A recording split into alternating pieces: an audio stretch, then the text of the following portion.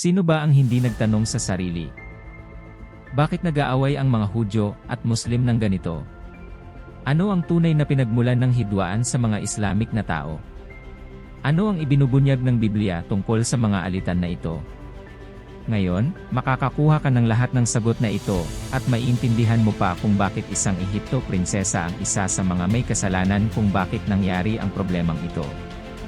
Sa dulo ng video na ito, hindi ka na magdududa tungkol sa paksa na ito, at maaari mo pang turuan ang iyong mga kaibigan. Ang material na ito ay totoong sagana sa impormasyon. Manatili ka hanggang sa dulo upang maunawaan ang kahahantungan ng kwento at kung paano nagkakasya ang lahat ng bahagi. Ikaw ay magugulat. Kaya't simulan na natin. Si Ismael ay isa sa mga inapo ni Abraham, isang mahalagang patriarka. Siya ay anak ni Hagar, na sa simula ay isang alipin sa bahay ni Abraham. Si Hagar, isang prinsesa ng Ehipto, ay naging kabit ni Abraham. Ang pagbabagong ito ng estado ni Hagar ay nakakaintriga. Siya ay nag-akyat mula sa isang posisyon ng karangalan sa Ehipto upang maglingkod kay Sarah at Abraham, at siya mismo ang pumili ng landas na iyon. Ang kwento ng kung paano si Hagar napunta sa bahay ni Abraham ay nakakabighani.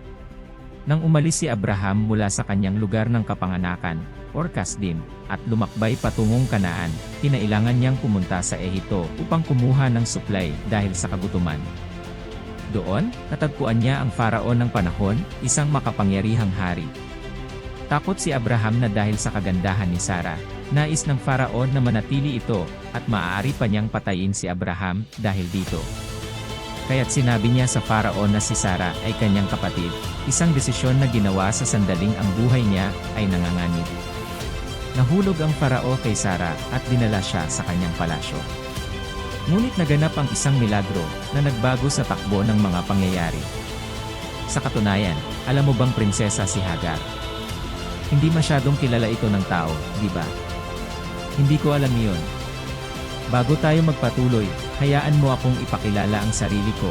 Ako ay si Bruno Cordero, isa sa mga tagapaglikha ng channel, at kung gusto mong makatanggap ng mas maraming biyaya ng Diyos sa iyong buhay, mag-subscribe ka sa channel para sa karagdagang Bibliang pag-aaral tulad nito. Babalik tayo. Ipinagbawal ng Diyos na lapitan ng Farao si Sarah, na nagdulot ng salot sa kanya, at sa kanyang tahanan, na nag-iwan sa kanya na hindi makakapit sa kanya. Napagtanto ng Faraon na nakipag-ugnayan siya sa asawa ng isang taong pinoprotektahan ng Diyos. Nang humingi ng tawad si Sarah at Abraham, inalis ang salot at umunlad ang lahat. Nahahanga sa pangyayari, sinabi ng Farao sa kanyang anak na mas makakabuti para sa kanya na maging isang alipin sa bahay ni Abraham at Sarah na naglilingkod sa Diyos, kaysa manatili bilang isang prinsesa na ibinubulot ang Diyos. Gayon, iniwan ni Hagar ang kanyang estado at kayamanan upang maging monoteista at alipin sa bahay ni Abraham. Si Abraham, kasal kay Sarah ng 60 taon nang walang anak, ay hinihikayat ni Sarah na magkaroon ng anak kay Hagar, na itinaas mula sa alipin hanggang kabit.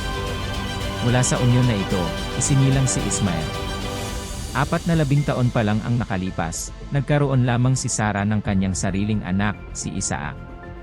Nang ang edad na si Abraham ay 99 na taon, iniutos ng Diyos ang sirkumsisyon bilang bahagi ng Brit Milah. Si Ismael, nais na sumama sa kanyang ama sa kasunduan na ito, ay sirkumsidado rin.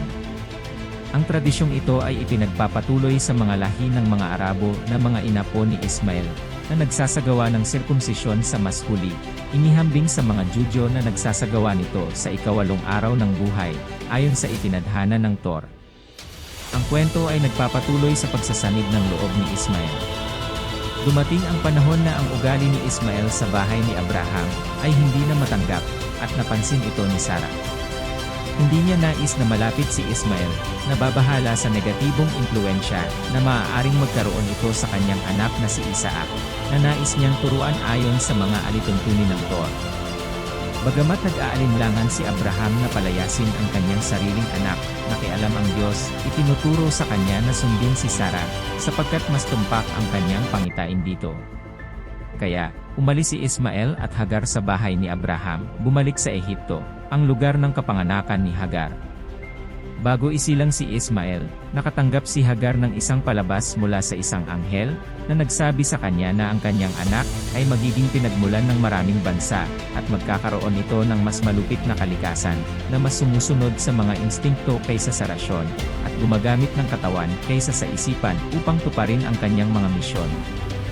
Ang aspeto na ito ni Ismael ay nagtuturo rin ng maraming kaguluhan sa hinaharap, na sumimbolo sa pangungusap na ang kanyang kamay ay laban sa lahat, at ang kamay ng lahat laban sa kanya, na nangangahulugang isang hula ng maraming laban sa pagitan ni Ismael at iba pang mga tao, kung saan ang kamay ay madalas na iniugma sa laban at pisikong pagtutunggali.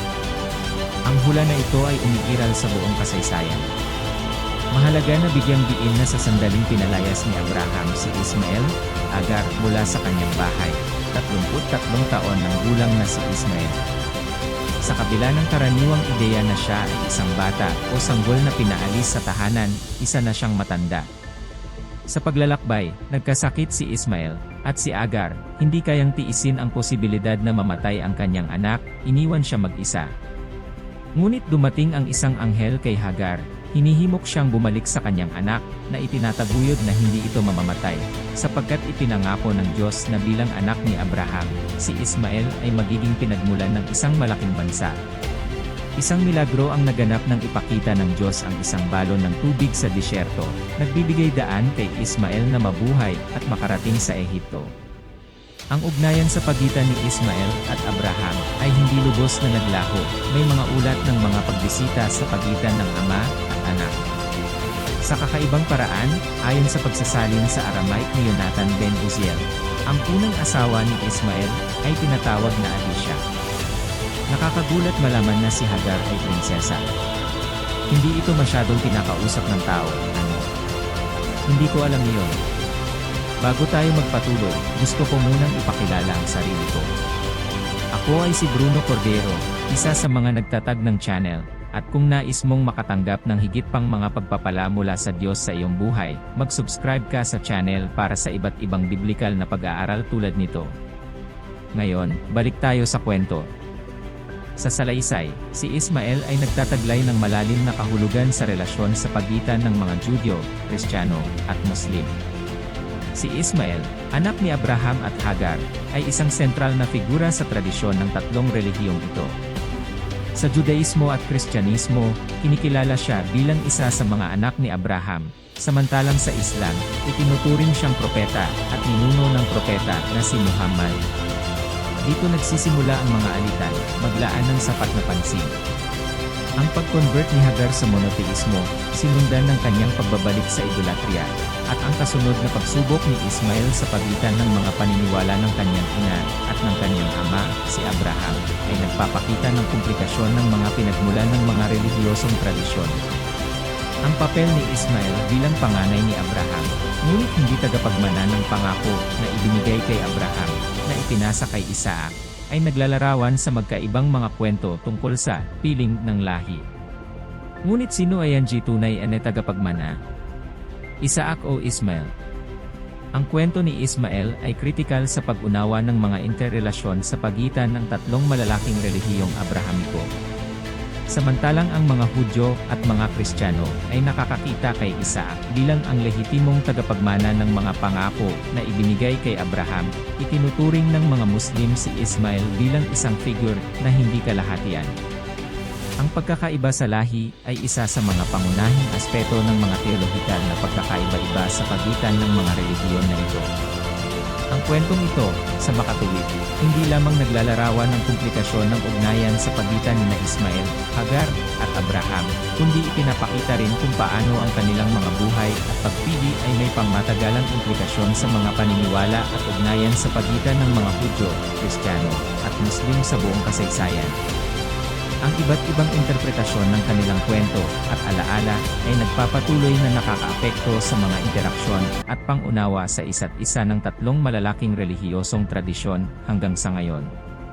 Kami na rin ay gumawa ng iba pang mga video sa channel na nagsasalita pa hinggil sa alitan ng Israel at Islam.